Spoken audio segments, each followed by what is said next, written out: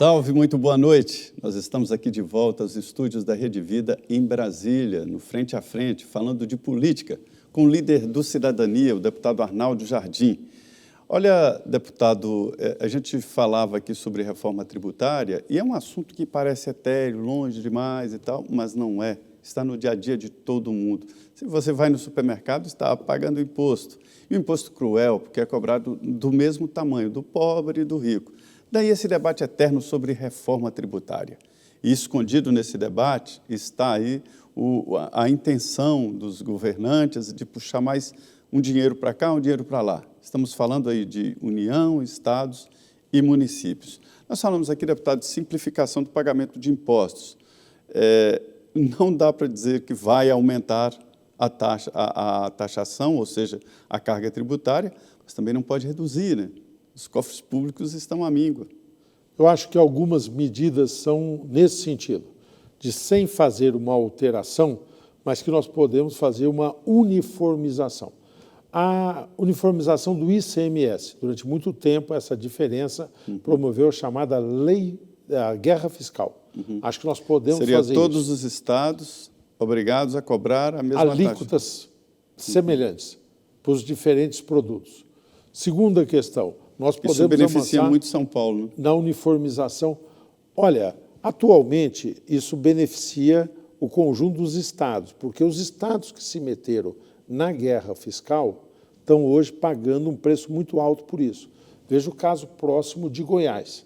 Está tendo um desafio de revalidação. Mas Goiás desenvolveu muito, a Bahia, que entrou firme na guerra, se desenvolveu muito também. Então, mas a Bahia e o Goiás têm natureza distinta. Por exemplo, Goiás está se candidatando agora ao programa federal porque identifica que tem hoje um volume de dívida. O governador Caiado está fazendo um esforço para o Estado adequar.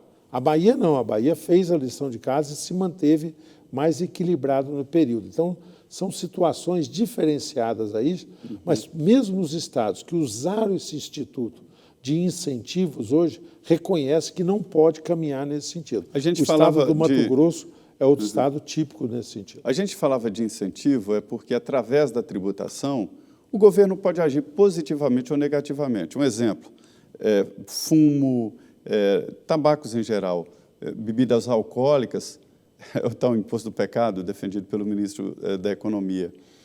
Esse setor já está muito taxado e deve mesmo para não incentivar o consumo, né? Mas alguns outros setores, eles tinham que ser incentivados. Eu acho, por exemplo, o álcool, que é um produto genuinamente nacional, e eu digo até que o Proálcool, né, que é o projeto de álcool brasileiro, ele contribuiu e contribui muito, inclusive, com o meio ambiente. Vamos só uniformizar também a linguagem.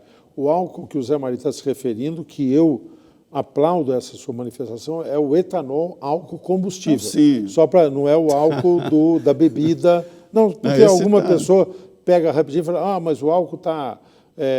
não é esse, o álcool combustível que faz o Brasil diferenciado. Hoje, realmente, o nosso exemplo foi para o mundo começou a produzir etanol.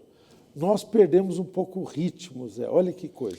Começou, acho que foi em 78, foi por aí, né? 78. Teve uma grande crise do petróleo em 73.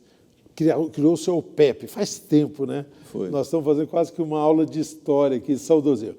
Os países árabes se somam, formam uma organização e falam, vou valorizar isso, a OPEP, produtores de petróleo e tudo mais. Um boom, crise danada, o Brasil sai com essa alternativa. Criar o etanol, criar uma possibilidade do álcool se transformar em combustível e foi extraordinário. Deu certo. 10 anos atrás, o que aconteceu? O Brasil produzia em torno de 27 bilhões de litros de etanol. 10 anos. Hoje nós estamos com uma produção em torno de 32 bilhões de litros. Os Estados Unidos, há 10 anos atrás, produziam 27. Sabe quantos os Estados Unidos produzem hoje? Mais de 50. Mais de 50. Mais de 50. Uma exigência... Eles têm uma característica própria lá que produzem o metanol com beterraba, com milho. E milho, muito acentuado. Você está craque nessas coisas, né, Zé? Faço dever. Você sabia tudo de política, mas até de etanol você está sabendo. E é isso mesmo que aconteceu. Isso é um processo que está acontecendo no mundo cada vez mais. O Brasil tem colocado isso.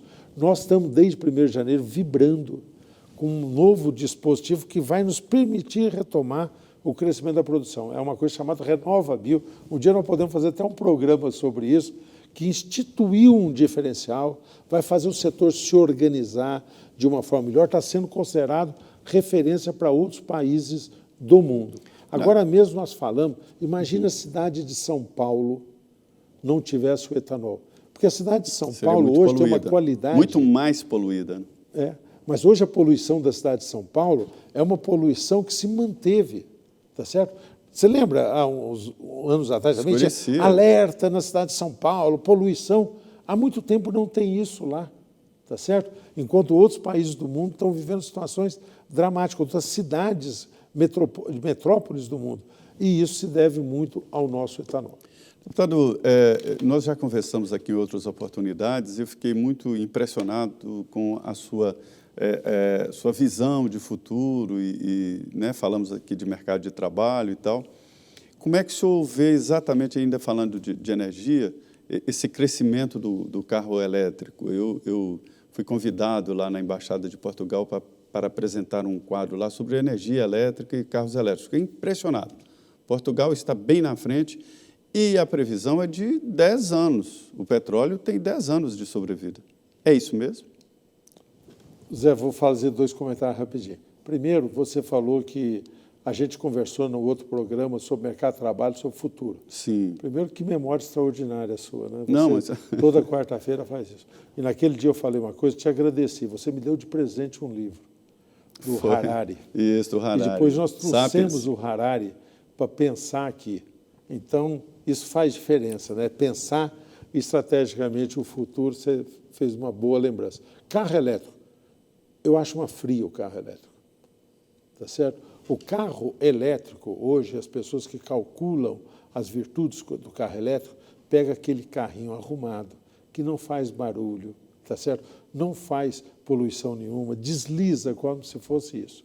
Calcula e diz o seguinte, pois não tem nenhuma emissão de poluentes lá.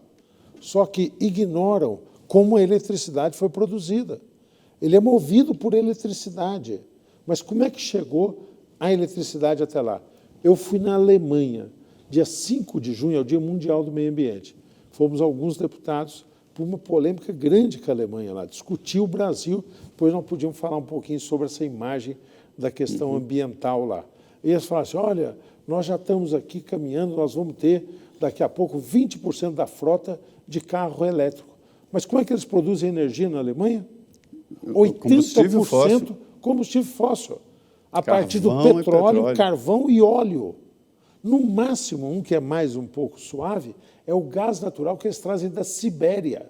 Vem lá da Sibéria, da Rússia, vem até a Alemanha, queima e produz energia elétrica. Então, você não acredita nesse projeto? Não, acho que não. Acho que o Brasil está oferecendo... Mas há um projeto de que o automóvel será gerador de energia. Ele geraria energia para ele e depois voltaria para a garagem, ligaria na tomada e forneceria energia para a casa. Nós temos outras formas de produzir energia desse jeito, criando a chamada geração distribuída. Uma delas, você mencionou há poucos instantes, a energia solar. Solar. Tá certo? Para que a pessoa possa produzir para o seu próprio consumo e possa ligar depois a tomada, tá certo? Para poder fazer exatamente com que você injete na rede uma quantidade de energia que é produzida na sua residência, no telhado, ou na sua empresa, de alguma forma. Usa durante o dia e depois, no período que ela excede o consumo, ela pode ser injetada na rede. Nós temos uma coisa brasileira, o carro híbrido. O carro híbrido é aquele movido a etanol e que tem também o motor elétrico. Mas não um motor elétrico que é abastecido pela eletricidade.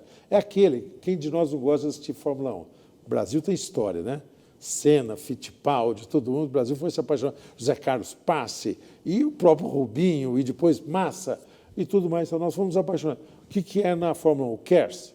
Lembra? Isso. Então, a cada frenagem que você tem, a cada curva, você vai acumulando e depois você usa aquela coisa. No carro híbrido é a mesma coisa. O movimento do próprio veículo acumula na bateria e você aciona aí o carro elétrico. A Toyota decidiu fazer do Brasil o seu exemplo para o mundo. O carro aqui produzido no Brasil, e é um Corolla híbrido, tá certo? É considerado hoje o carro de menor impacto ambiental do mundo. Perfeito. Deputado, voltando aqui para o assunto, né, sobre o mercado de trabalho, nós estamos vivendo um momento de mudanças. É uma geração de mudanças e há preocupações mundiais, mas a do emprego, a da ocupação, que eu diria até além do emprego, é a ocupação. Algumas profissões, eu falei agora há pouco aqui do contador, mas várias outras profissões estão em extinção ou redução total. Advogado, hoje a internet te entrega qualquer petição pronta. Não vai extinguir, mas uma empresa que tem 10 vai poder ter 1. Médico também, né? Equipamentos ligados ao corpo não vai extinguir a profissão, mas um médico por hospital ou por área, né? Que coisa a previsão é essa. Como é que se houver essas mudanças na sociedade? Não vejo ninguém se preparando para isso, em termos de governo. Muita preocupação também. Os sindicatos estão perdidos, não se preocupam com isso? Muito, né? Hoje você mencionou várias profissões. Nós temos o setor, por exemplo, financeiro, bancário. Hoje as pessoas não estão mais indo nas agências. Você lembra como é que nós íamos? Os new banks aí estão em alta. Todas as coisas. Hoje você tem um grau de chamada banqueirização, ou seja, de que o brasileiro tem contas em bancos, tá certo? Que era uma minoria, hoje é a grande maioria, crescendo. Você tem, então, um volume de serviço financeiro muito maior e você tem 1/3 das pessoas empregadas no sistema, tudo mais tal. 2 vertentes que eu acho que tem. Primeiro, de imediato prazo, e volta a dialogar com a questão da reforma tributária. Um dos conceitos na reforma que eu acho que precisa de ter é o seguinte: precisa ter menor taxação para os setores que têm o uso intensivo de mão de obra. E precisa ter menor taxação na folha salarial. A tendência é você taxar para o faturamento, não pela folha, para estimular exatamente o emprego e estimular os segmentos que são de uso mais intensivo. Que setores são esses? Onde eu acho que esse efeito de fim de postos de trabalho demora mais a chegar. O setor de turismo, e o Brasil tem um formidável crescimento nisso. Nós temos uma receita no setor de turismo no Brasil que é menor do que a receita que a Argentina tem. A Argentina é um país bonito, nós temos lá Mendonça, o polo de vinho, Buenos Aires é uma linda cidade, temos lá a Patagônia mais ao sul, mas, desculpe, não se compara com as riquezas, maravilhas naturais que nós temos no Brasil. O Brasil recebeu... Não é só praia, né? Existem outras. Lógico, pô. Aqui, Chapada dos Veadeiros, tá certo? Lençóis maranhenses. Chapada Diamantina. Chapada Diamantina. Uma coisa fantástica, né? Aparados da Serra, tá certo? No Rio Grande do Sul, Sete Povos Missões. Nós íamos o Pantanal extraordinário, né?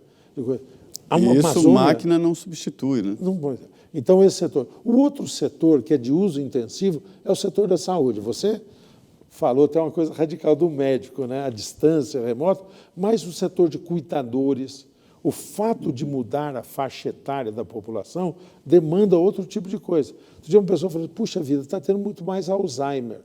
Não é que está tendo mais, tá certo? É porque as pessoas estão vivendo mais, aparece. As pessoas morriam antes de surgir sintomas da doença.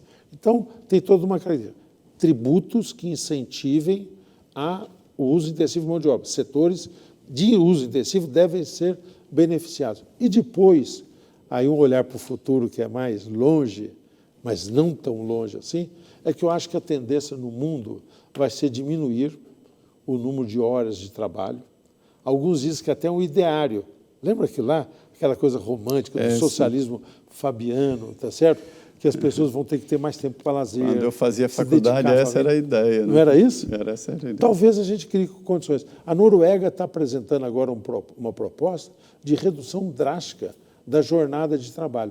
Acho que, com o tempo, nós vamos ter que assegurar uma renda a toda a população e depois você ter um diferencial para aqueles que têm alguma profissão. Mas é bonito isso.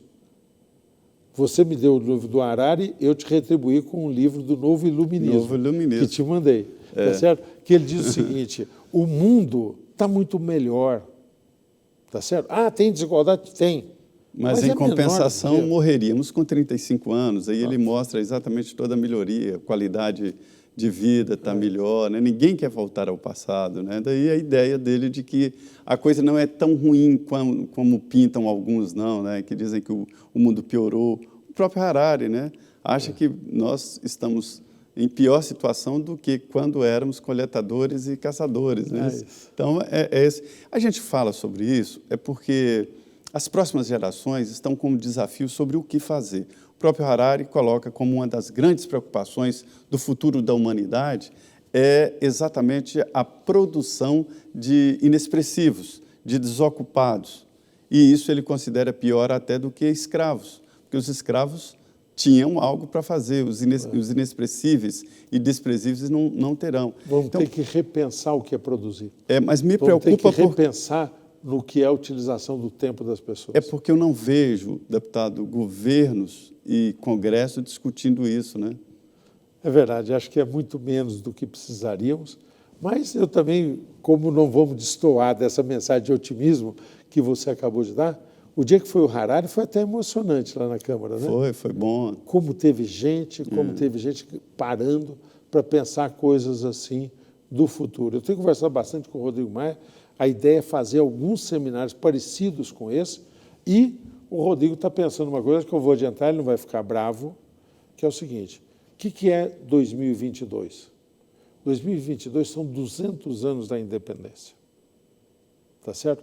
Nós, crises, medidas imediatas, medidas pontuais, medidas conjunturais, está na hora de repensar que desenvolvimento, que características, para onde o Brasil vai. Eu, por exemplo, sou entusiasta de uma coisa que dá uma pegada. O Brasil tem que ser a vanguarda da economia verde, da economia de baixo carbono. Nós já temos a matriz energética mais limpa do mundo, a matriz de combustível mais limpa do mundo. Nós tínhamos que aprofundar nessa experiência para que o Brasil pudesse ser um paradigma com relação ao futuro. Então, pensar de uma forma mais estruturante que desenvolvimento, aonde que nós devemos buscá-lo.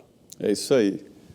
Mudar a imagem do Brasil no exterior e vender essa imagem boa e real. O Brasil tem, sim, esta postura na indústria, na produção de agropecuária, que foi muito atacada no exterior e está com a imagem arranhada aí por conta de incêndios em florestas. Ninguém cobra do Canadá lá, incêndios em floresta é que cobra do próprio governo.